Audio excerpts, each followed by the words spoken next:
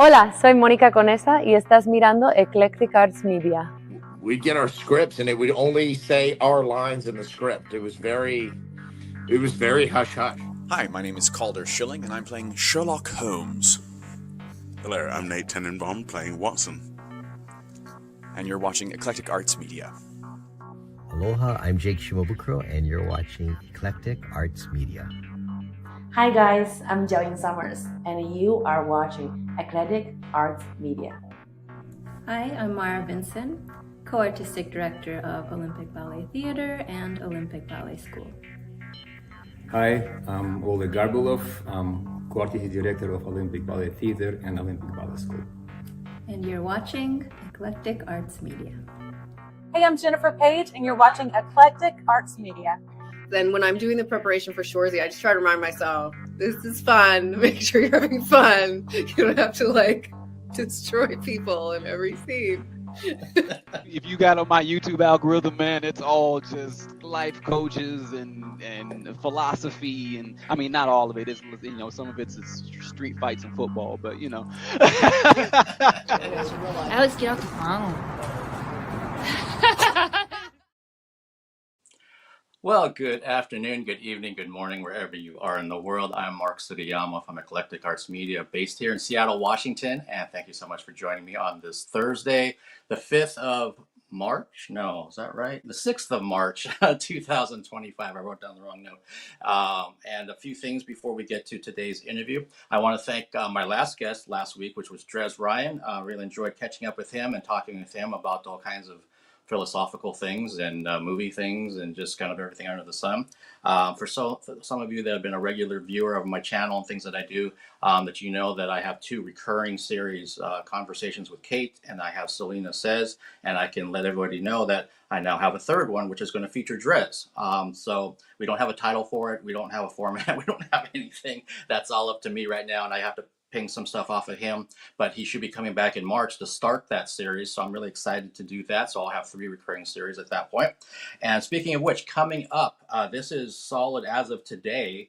Let's see, make sure I get this right. Next Wednesday, the 12th of, is that right? The 12th of March at 5 p.m. Pacific, Eva Tavares is scheduled to come back, and Eva was Christine Daae in the North American tour of Phantom of the Opera for nearly 2 years. We connected during that time, actually. She was here in Seattle, and then we connected during the pandemic, and then the last thing that we had done was a live stream, and she in 2021.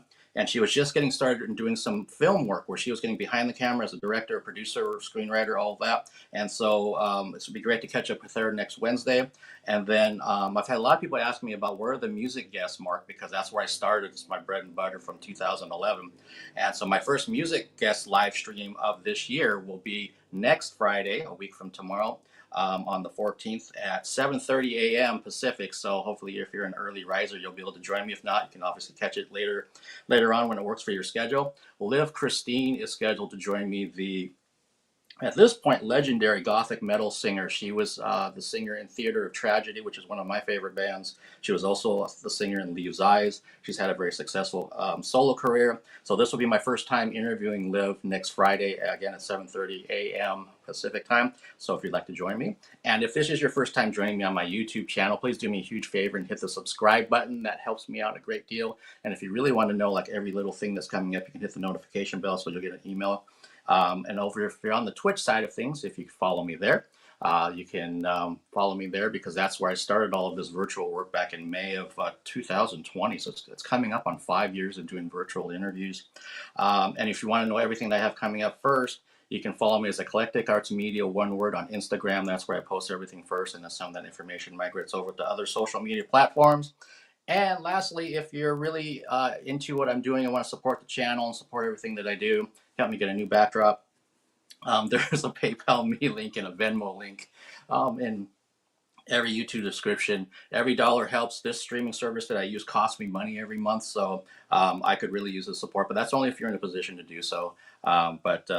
I would definitely love to see some email notifications saying, hey, you just got a tip from this and you got a thing from that. And I will always respond back to the person that decides to make that donation. All right. My guest today first joined me way back in December of 2021. She was a wonderful guest, and I always wanted to have her back. She is currently starring in 2 films, Hello in Here and The Imposters, which are available on streaming services right now. It is my great pleasure to welcome back to the Eclectic Arts Media virtual studio, Miss CHYNNA Walker. Hi. Hi, CHYNNA. How are you? I'm great. How are you? I'm doing really good. Thanks again for taking the time today. I appreciate it. Of course. I love that you talked to Drez. I didn't realize you talked to Drez. I love Drez. That's awesome. It was he had a lot to say. He's a talker, that one. Yeah. Yeah, it was really good talking with him, and again, we kind of went down all kinds of different paths, and yeah, he was so into it. It's like, yeah, how do you feel about coming back once a month and doing this recurring series thing, and we'll kind of figure out what we want to do, especially since my other 2 series are female-based guests. So I'm like, hey, you can kind of bring a different energy to it, and he's like, yeah, I'll do it. So yeah, I thought it's interesting that I had him last week, and then now you're here. I know. So sweet. I love it. Yeah, and for those people that are watching that aren't familiar, and we're talking about Drez and CHYNNA here, what was the film that you guys were both in together? We were in 7 short films about our marriage, which we filmed so long ago now. It's crazy. 2018, and it is on Amazon Prime. So yeah, you want to watch it? It's yeah, it's like we're married over the course of I think 14 years, and through the ups and downs of marriage, and it's very sad and sweet and good. So go watch it. Yeah, and I know I was telling Drez this last week that just as kind of a refresher, it was one of the film festivals I was covering at the time, and that publicist sent me some things to see if I was interested in covering them. One of them was that film, and I remember I looked at the trailer and I thought, oh, this looks interesting. It looks like a drama, so I can kind of see how the acting is, and it's not going to be covered up by like sci-fi effects or horror, blood or whatever. And yeah, I just fell in love with that film. So I'm like, God, if I can talk to any of these folks. So I got so lucky that I was able to talk to you, talk to Drez, and then talk to Chris. Yeah. So I had the 3 main players, and yeah, so I totally support like what CHYNNA just said, to watch that film, because I've watched it several times, and I'm not blowing smoke or anything. I watched it several times through. That's how good it is. So but she's here, and we're going to kind of see. So it's hard to tell people like, hey, what have you been doing for the last 3 years of your life? But when it comes to acting, TV, if it's theater or anything in the artistic realm, what have you been kind of up to? Yeah, okay, so 2021 we talked. Yeah, actually 2022 was a busy year. So I think the first film after we talked it was Hello in Here, which is streaming on Amazon. It's kind of a COVID film. It's like a girl isolated in her house, and it's just kind of watching her exist alone, and kind of losing her mind a bit. And then I also filmed a movie pretty soon after that summer of 2022. Oh my gosh, was that 2022? Yeah, it was. Okay. I also moved to Austin that year, and when I moved to Austin, I did a film here called Secrets in the Desert that will probably never see the light of day. It's those things happen, but I never like expect much from anything I'm filming unless I'm watching it afterwards. And I'm like, it's done. And I'm like, there it is. But that one was actually really fun. We filmed it in the summer here, and it was very hot, and it was kind of a Hallmark horror movie. But again, I don't think anyone will ever see it. I think it's dead. And then right after that, I filmed a really cool film in Spain and London. That's The Imposters, and that is streaming now. It just started streaming last month. That was 2022. 2023, I didn't work a ton. I did a lot of commercials, a lot of commercial work in Austin, which is great. I'm really grateful for it. And then 2024, I did 2 feature films. One's called Nightcap. And it's about a couple or 2 people who meet one night in a bar, and then the whole film takes place over one night, and they're kind of fighting and arguing and crying in this house together, and it's very intense and funny, and it was one of my favorite projects. It was very, very stressful, but it was very fun. And then my favorite project I've probably ever done was a feature I did in the fall of last year called Genevieve's Garden, and that was in upstate New York. And it was just a dream come true. It's a comedy. It's directed by a girl I'd worked with before in a short film. The short film's called Something You Never Told Me, and that you can Google, and I think you can watch it on No Budge and a few other websites, maybe Vimeo as well. But that's like a really fun comedy we did upstate New York, and then we all stayed in this beautiful cabin with a bunch of people. We all became really close friends, and it was just a dream come true. So, and now I am working on this fun little sort of weird show that's kind of hard to explain to people unless they're familiar with tabletop RPGs. Like, I don't know, Mark, if you've ever played D&D. I did not. I did not, but I'm very aware of it because I come Okay. from that kind of world of comic books Yeah. and RPGs and everything. Yeah, so basically, there's a show on YouTube called Critical Role. If you've ever seen it, it's these actors who are playing Dungeons and Dragons, and they film it, and it's on YouTube. And each episode is well, they have like seasons, and each season is a campaign, and each episode is, you know, one day of playing. And they're like 3-hour episodes because it's one day of playing. Anyway, so the show I'm on right now is basically marketing for a new video game. So we are doing a tabletop RPG of that video game, which is called Odyssey Exodus. And it's kind of a futuristic, cool, really cool video game. And so the first episode's out, and the second episode will be out on Friday. But it's basically just us. It's like 3-hour episodes. My mom tried to watch it, and she was like, I don't really understand what's happening. And I was like, you don't have to watch it. It's very niche. It's very niche. But we're just playing the tabletop RPG. So it's basically all improv and just rolling dice. And yeah, it's super fun, super easy. And I've really, really loved that. So yeah, I think that's all caught up. And in the midst of that, did a couple of short films and a bunch of commercials in Austin. But yeah, that's kind of it. Okay, so that's that's a long list of things that you've been doing since we last talked. So that's great. Great. Yeah. I think it's interesting. Like typically from my live streams, if my mom's not doing something else, she watches all of these. So when you're talking about your mom watching your work, it's always nice when you have that support. Oh yeah. Even when they don't understand, like I don't know what this is, or who is that? Who is that person you're talking to again? What do they do? Right. Yeah, that's always the case. But it also works, at least in my case, in a positive way, because a lot of times my mom would then go watch someone's movie, or she'll go listen to some band because she didn't know who they were. But I thought they liked the person, so like let me see what this person does. Totally.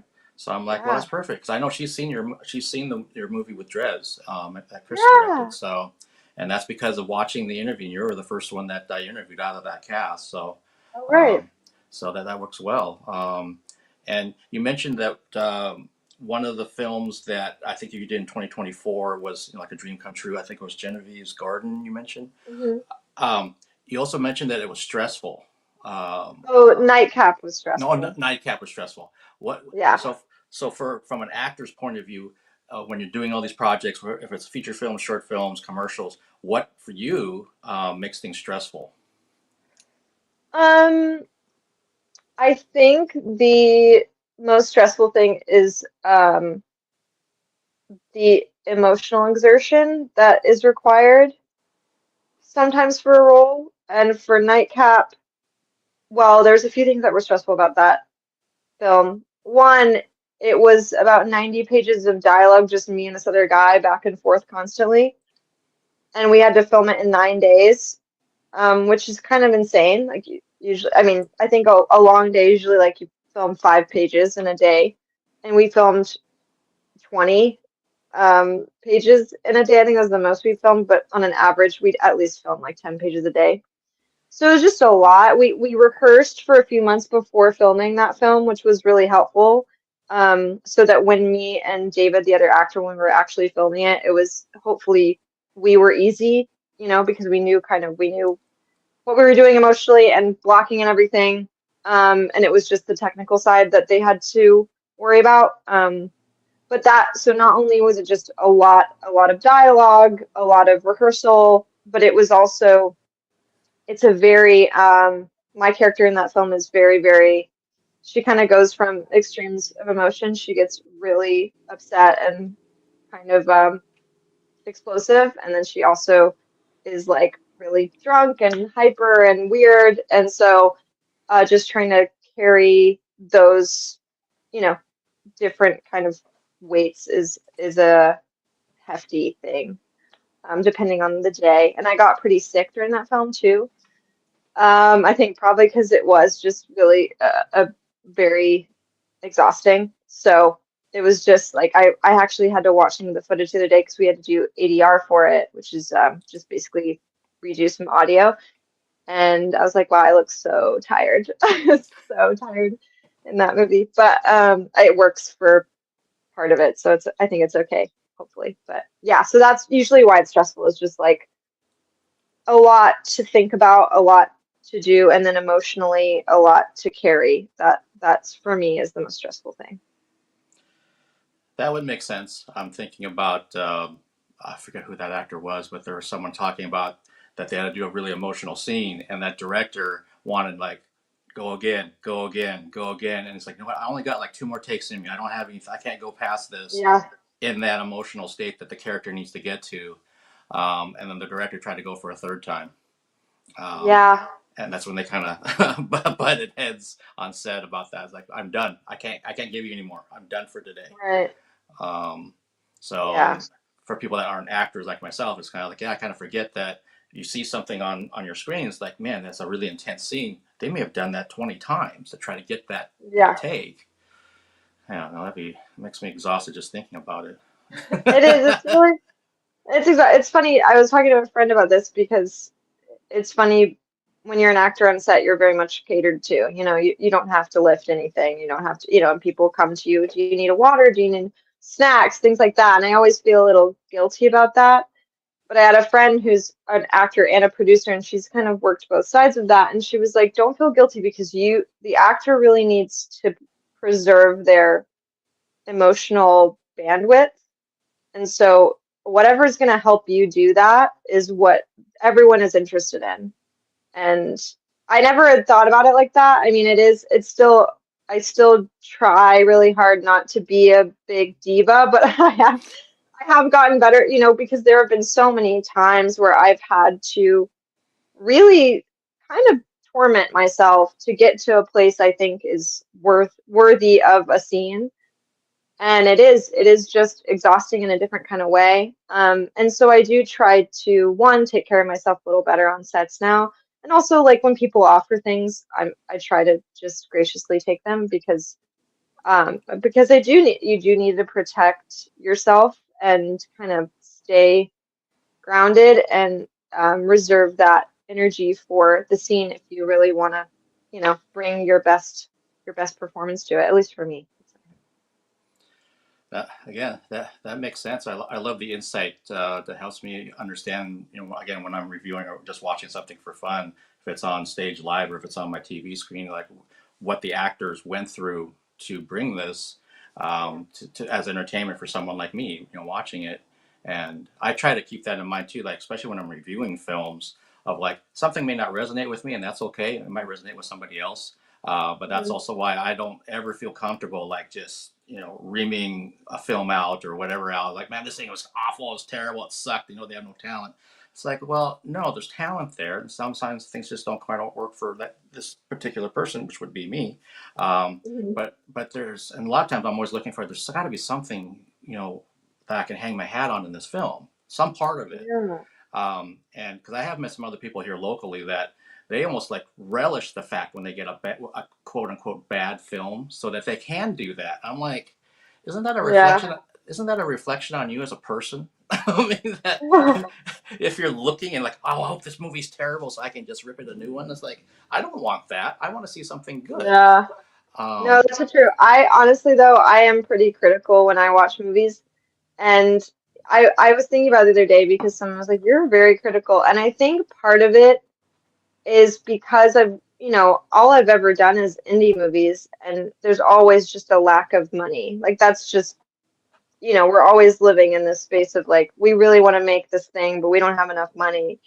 And so when I watch a movie where I know they had so much money and it disappoints me in some way, I'm like, you had every opportunity to make this so good. You had all the highest quality people. So I get very critical, which probably isn't good, but I think there's part of me that's probably just really envious or jealous of this opportunity these people had, and then they just ruined it. No, they don't always. I mean, amazing shows and movies out there. There's also really bad ones, and I mean, so there's always going to be that way. But No, that makes perfect sense because I had to talk to people about I cover everything from like community theater here to the big North American touring musicals and everything in between, and sometimes it's hard to get friends or family to go check out the smaller shows. I'm like, have you ever gone to like a film that cost $200 million and you didn't like it? Oh yeah, all the time. That I know they talk about Avatar, they talk about whatever. I'm like, you can't go by the budget for actually for film or for theater, whatever. So it's like what's being presented to you on stage. That's what you want to see. Are you getting entertained? Did you like the story? Did you like the characters or whatever? Do you relate to some aspect of it? You can't always expect the big one to always deliver because they won't always deliver.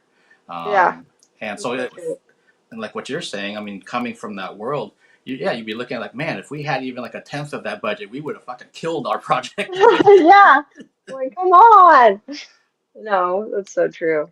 Yeah, I mean, again, money doesn't buy taste. Money doesn't buy taste. That's what a friend of mine used to always say. Money doesn't buy taste. But it would be nice. It would be nice to have a little more of it. Yeah, no, it's very true. And then like you said, that particular film, you shot it in 9 days. And that's another aspect that I think most people, they have a hard time differentiating between maybe like an independent film and maybe like a Hollywood studio production in terms of the time and the money that goes into it. It's like, well, no, we had to do this as quickly as possible because that's what the budget allowed or schedules or what have you. And then this thing over here, they may have been working on it for literally years because they had the money to kind of do it. So it's like, wait a minute. So this movie that I just watched for the last hour and 45 minutes was shot in 9 days. That's crazy. It's crazy, especially I love like Marvel movies. And it's funny watching behind the scenes things about those because, there'll be a full day dedicated to one line, one moment, and that's a day. And it's just like, it looks so cushy. I would love that job. That sounds great.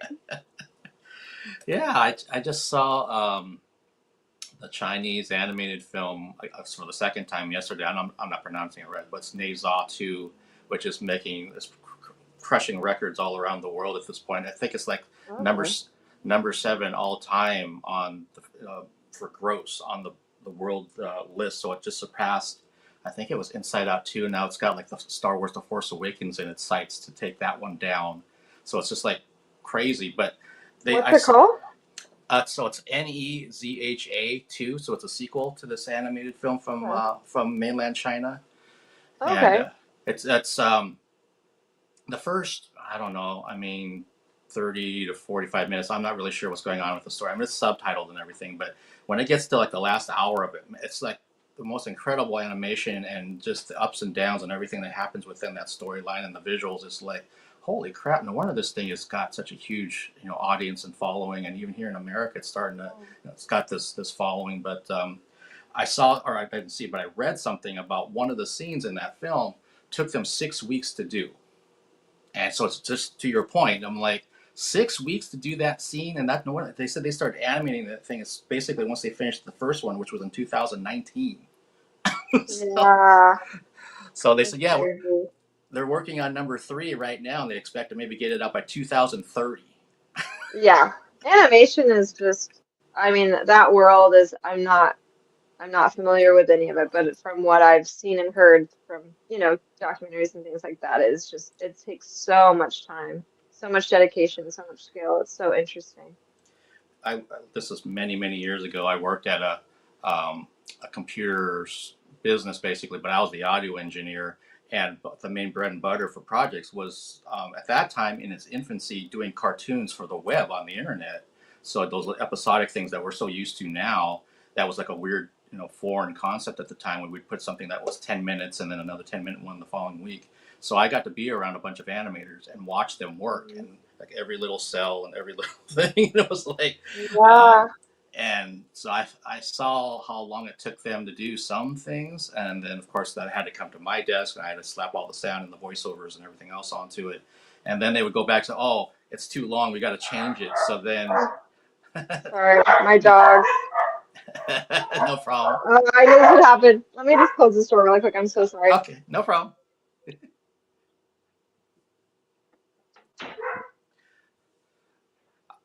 Sorry, they're insane. That's okay. No, I've had dogs, definitely kids, babies. We had a donkey during a live stream. No way. We couldn't see him, but we could hear him because he was hee-hawing behind the guest. He was actually out in his barn. That's where his office was. And oh my god. So yeah, all of a sudden, I don't know how much you can hear. They're barking a lot. I don't know if they will stop anytime soon. Someone came to the door. Okay, I think they're done now, but sorry if y'all hear that. No, it's perfectly fine. But yeah, it's just like you're saying. I mean, some of these things for the, if it's a Marvel movie and animation, that they can spend so much time on something that seems like it shouldn't take that long to the average person, but it's like, no, we can't. We got to get all this stuff right, or it's not. It looks kind of, it's not flowing the way it's supposed to look, and we got to go back and fix it. And then on the other side, you could have someone that's like, we got 9 days. We got to get into there and get it out. So I'm kind of amazed that films get done on any level. I mean, honestly. Oh, me too. Me too. It's crazy. It's crazy that anyone finishes anything. I don't understand. Yeah. But and I know from talking to other actors and producers and directors that sometimes when a project was done, because you mentioned another project you thought may not see the light of day, that those things happen when they can't either find distribution, or there's just some other kind of thing that's going on behind the scenes with something that gets shelved. And as the actor, you have no control over it. It's just like you said, I don't believe it until I actually am watching this finished project somewhere. And that's got to be something, again, for a lot of fans out there, they don't really realize that happens, and maybe as often as it happens. Yeah, I think it's definitely been a testament. I mean, I think a big lesson I've had to learn is really just to enjoy the process, because there's just no promise of anything. I think when I was younger, I'd get like a job and I'd be like, this is it, this is my moment. But it just, there's no promise of anything, and the only reason I'm still doing this is because I really like doing it. I love being an actor. I love meeting new people. I love working on a story and a character and really delving into that, and collaborating and creating. And so now it's kind of like, any project I work on, I really hope, I hope it finishes, and I hope we get to see it. And my highest dreams are that it catapults my career into another realm, but there's just there's no promise of anything. So it's really important for me, at least, to just enjoy the moment, enjoy the people I'm working with, enjoy the project itself. And I'm better now too at saying no to things that I'm not as interested in, because I'm like, well, I used to, when I was younger, I was like, I should just say yes to everything because you never know what this could do, or blah, blah, blah. But I've worked on a lot of projects that just weren't really worth my time, or taught me lessons that I really wish I hadn't had to learn. And so it's good to be discerning and remember that this is your life, and this is your one life to live. So you just have to enjoy the moment, I don't know if any of that made sense, but. No, it made absolute sense. I can identify with a lot of what you said, because on my end of things as a media person, that I don't do this for a living. I can't pay my bills with this, so there's got to be some of the reasons, because I love it. For the same reasons you mentioned, the guests that I get to meet and talk to and interview, or the shows I get to see, or the person I get to see, like tonight playing music. All of that's something that I'm super grateful for. But at the same time, it gets a little taxing. And when I first started off, I was trying to be everything to everyone. So if somebody wanted me to Yeah. review a film for the first time, and I was new to all that, I'm like, yeah, I'll take it, sure, send it. And then after a while, I started figuring out, I don't think I really want to do this one or this one. Maybe I'm missing out, but that's okay. And Yeah. same thing with, I don't know how much music gets sent to me every day, and I'm like, I can't review all this stuff. I mean, Yeah. I just can't. So Yeah. I have to cherry pick through things. And same thing with when I first started covering shows, like theater and musicals and all that. That was 2018, and I had the mindset, I'm not cherry picking anything because I don't really know what I like and what I don't like, so I'm just going to go to all of it. But then after like a year or two before the pandemic, I kind of realized I think I kind of know what I like now, so I don't have to say yes to everything. But it was hard. It was hard because I kind of felt like, well, no, now I'm going to get less opportunities unless if I keep saying no to certain things. I was like, no, it was more about learning my value, and Yeah, that exactly. that was a big lesson for me because I don't think I valued myself or my time at that point to the level that I do now. It's like, hey, I'd love to help you out, but yeah, I don't have the bandwidth, so I'm sorry. Yeah, yeah. And it's funny when, I think the last project I did that I didn't really want to do, but I said yes to because I felt like I had to, or, just that mindset of like, I should say yes to everything.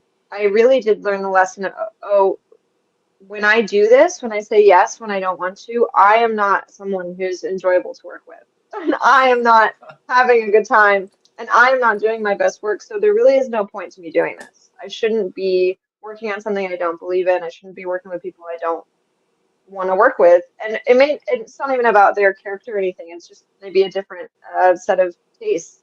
And it's just that it doesn't make me excited. And so then I'm not enjoyable to be around. And yeah, I think I hate feeling that resistant energy to a project. And so I don't want to feel that again. So I definitely have stepped back from things and said no to things, out of respect for the people doing them and also myself. 'Cause it's like you don't want to work with me if I don't want to do this. You don't want to, yeah. So Well, and that's good that that you're self-aware to that point, that you don't keep putting yourself in those situations moving forward of like, well, I kind of feel like I should do this, or I feel obligated, or I knew this person from 20 years ago, so I should do this other project. When it's like, I really don't want to do it, and it's just not good for anybody, so I should just not do it. Um, and that would be like if I shouldn't say this, but how do I say this generically? I had somebody locally who I've seen on stage who's great. I really loved his work on stage, and he wanted to have me review some films that he's been in. I was like, that's great. Send me one. I said, don't send me a whole list of them. Just send me one, and I'll get to it when I can get to it. Because I said up front, I don't know if I have time, and I don't know when I'll get to it, but it might be 3 months from now. I just don't know. And he said, "Oh no, Mark, that's fine. I don't have any kind of deadline. This is stuff that's already been in the can. It's already, it's online somewhere for a few years." So I'm like, "Okay, I'll go and watch one." And it was like a short film, maybe 18 minutes or something. And it was okay. The film was okay. I recognized him in the role that he was doing. So there's nothing wrong there. But then I went and looked at the description that I guess the director or maybe the producer, somebody had written this really long thing about how they made this film, and it was so off-putting to me. It's so just really like pretentious and just ugh. I just didn't like what they wrote, and it kind of yeah. messed up the whole thing that I just watched. So I'm kind That's of, and I haven't reached out to him yet to kind of explain my feelings on that thing. Like, hey, hopefully you take this the right way, but for other people, if you send it to them, they might do the same thing I did. They might watch and then read this description that somebody wrote that was really off-putting. You might want to reconsider how it comes across, and he probably has no say in any of what was written there. It's probably somebody else on the production, but he's got other stuff too that he wants me to see. So now I'm like, should I just say no, or do and It's so hard.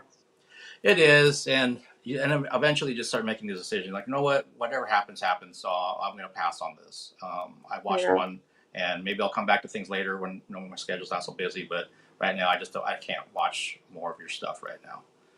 Yeah. And Perfectly reasonable. yeah, I don't know what someone would be thinking to write something like that. Yeah, that's interesting. you know, as somebody that writes reviews and writes all the time, I'm kind of like, that would be like if I put something into a review that was just so obnoxious that it's like, if I felt really strongly, I would probably write something separate from the review about whatever the situation was. But I still would be thinking about who reads this and who it's going, Yeah. it's going to publicists and managers and all this kind of stuff. That do I want that representing me? Not necessarily. It's not like you and I are sitting in a bar and I'm telling you something just kind of person to person. So Right. this is going out as part of my work, part of my brand. And Yeah. you know, so again, I don't like that person that did that writing for that production company here locally. I don't want to watch any of their stuff now. So Yeah. but, yeah, just like you were Great to say saying, no. it's important to say no. I guess that's the lesson. Important to say no. And also knowing like, you know, I've talked about this many times about who your tribe is. And when you have those really good people that you do good work with, or you have good vibes with, to continue working with those people and don't keep looking over the hill over here to see maybe there's something better. Yeah. I'm completely guilty of that kind of thing. And it's Me just too. like, it's like, well, hey, don't forget about so-and-so. They got a new album coming out. Maybe you should try to hit them up Right. about doing something.